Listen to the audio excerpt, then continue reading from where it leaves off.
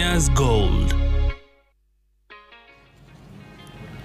And we are back. Thank you so very much for staying with us. And in case you're joining us right now, unashanga huku kunaendaje, tumevaa nini? Leo nimeamua kukuja set nikikaa kama your favorite mama mboga pale mtaa. Sina kama mama mboga ama? Mama mboga badi. Badi. Nimeamua na kama mama mboga badi. Well, I can work with that. Ama mama mboga Gen Z. Yeah. Great. Now the focus on the program today is to learn so much about Sukuma Wiki farming, and to shed more light on that, we do have our professional agronomist with us in studio, Mr. Solomon Kuria. Karibu sana Kenya's Gold. Yes. And thank you so much for making time to be with us today. Right? Good. Sasa nataka tuanze na varieties. Sindio? Sukuma si sukuma tu. Ndo si tushazoea nikatekatia mbao, nikatekatia tati, hata utaki kujua unakula variety gani. Talk to us about the different varieties of sukuma. Na hata hapa tu kwa hii display yetu kadogo hapa, hii yangu ya mama mboga, kuna tofauti gani ya sukuma ambayo iko hapa? So with us here, we have the 1,000-headed variety. 1,000? 1,000-headed variety. This is 1,000-headed variety. Yeah. It's characterized by what? Ni nini umeangalia hapa ikakwambia hii ni 1,000-headed variety? The size of the leaf. Matawi yake ni kubwa. Yeah, compared to the collard.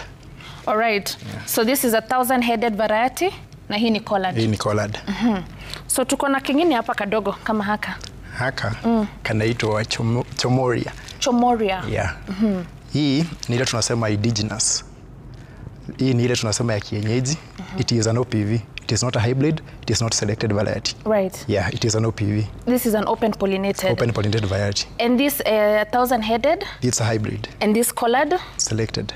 This is a hybrid. Selected. No, there is a difference between selected, OPV, and now the hybrid. What's a selected hybrid variety? A selected variety, it is a variety that is in between hybrid. It is not a hybrid, and it is not an OPV. It is more selected. It has more distinctive features which are more beneficial in terms of adaptability to the environment. Right. It also has a good taste. It is big in size, but not like the collard one. Right. Kwa hivyo iko hapo katikati. Iko hapo katikati. All right. Good. Na tukiangalia tu, hapo umetuonesha the 1,000-headed, tuko na hiyo selected na tuko na collard. Talk to us about other varieties of sukuma that is out there. Na tukiangalia sahi, which one has a growing demand? Consumers wanakimbililia gani, wanataka kukula gani sana? Okay, we have other varieties. That is the curled kale.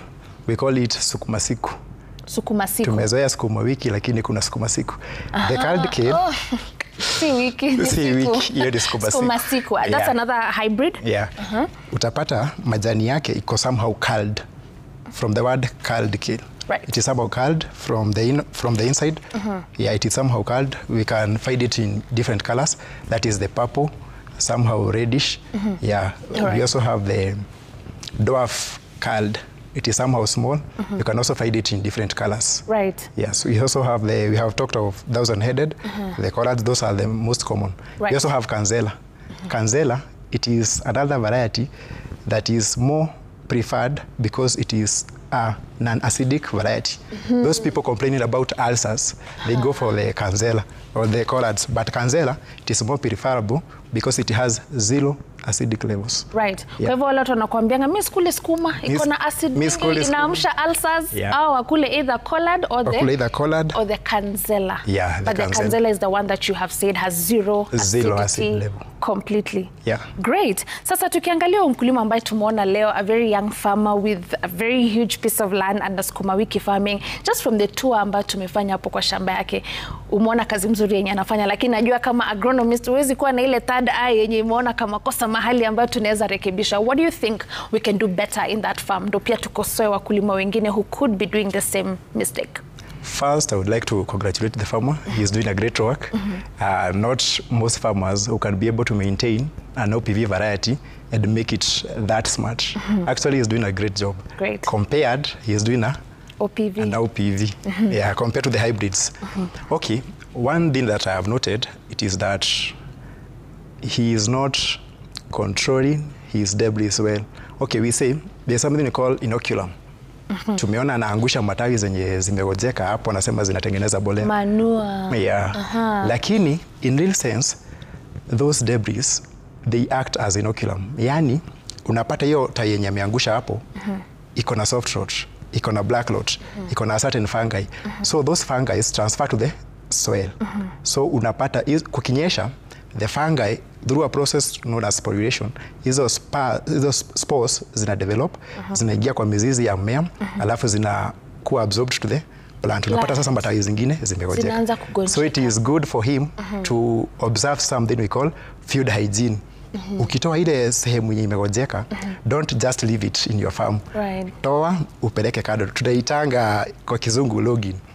You remove and you destroy. And if it is a destructive disease, you may consider either burying or treating the soil after you have collected those debris. Great. And you know that's a common mistake kwa wakulima wengi, tanguka tu hapo atadhania itaoza iendelee kukua mbolea. So we remove all the parts of the debris that is sick. Italeta magonjwa mengine kwa shamba. Hiyo inocurum kabisa kwa shamba. Right. Good. So when you're talking now about kupanda sukuma yetu, you can either do direct planting, lakini unaona kama yeye anafanya na transplanting, right? Talk to us about which of the two methods do you advise most farmers to go for?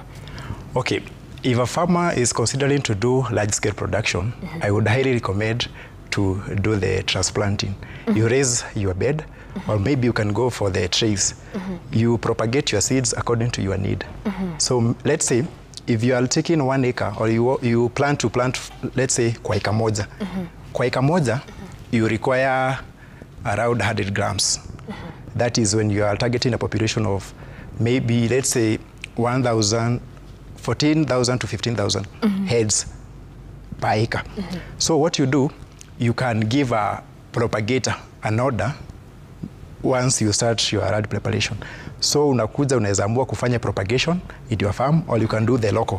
Ile tunaenda tunatengeneza nursery, either raised nursery bed, a sunken or a flat.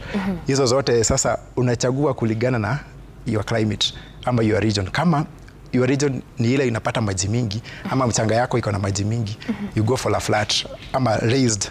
Raised ndio mzuri ili your seedlings zisikuwe affected na dumping of hiyo maji mingi, inaleta magonjwa. Hiyo ni wakati wa kutengeneza our seedlings.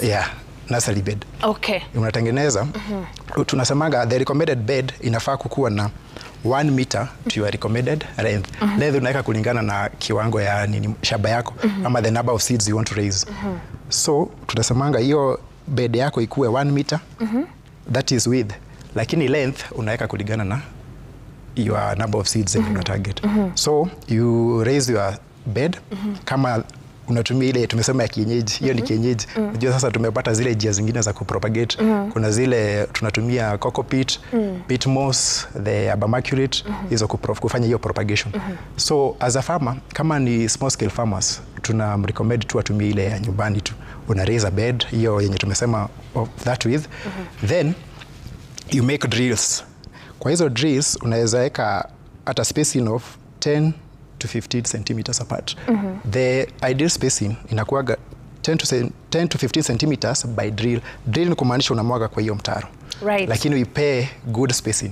Ili plant ikitoka pale, hiyo plant ikitoka, the seeds ikishoot, once imeshoot, inakuwa na ile vigor. Haitakuwa na ile competition of overcrowding, pia kuenea kwa magonjwa. Tunasemanga if you observe the spacing, itakuwa easy to control the diseases and also the spread of the pest.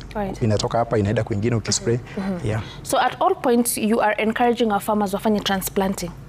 As opposed to, that is if you are doing large scale production. Large scale, lakini mtu wa small scale, kashamba tu kadogo hapo kwa nyumba, you can do. Huyo anaweza chukua seeds anaangusha 2 ama 1. The reason why I discourage direct planting in large scale, utapoteza mbegu mingi sana. Because you may consider having 10 seeds per hole to increase the chances of survival. That is ikifika ni germination.